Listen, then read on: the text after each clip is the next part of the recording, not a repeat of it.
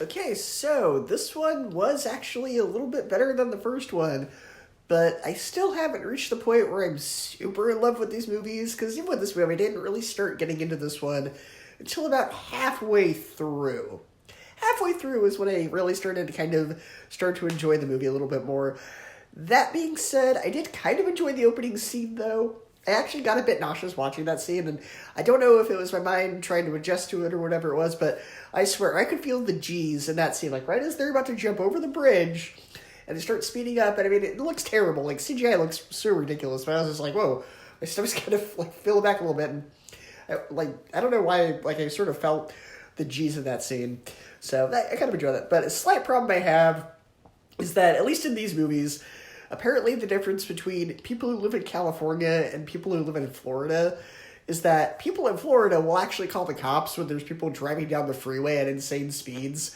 Because when they're doing it in California earlier in this movie, first off, one guy's car got completely totaled, and I'm sure he's dead, but they never acknowledge it. And the other guy's car flips over a few times, and there's a good chance he's probably dead, and no one on that commute calls the CHP. They're all just, yeah, this is a Tuesday for me. It's California. What are you going to do? I got to get to work. Not my problem. It's just the crazy people drag racing again. But yeah, anyway, the villain in this movie was so good, though. The villain in this movie was just so despicable. I just love to hate him. And his defeat was so satisfying because he was so evil.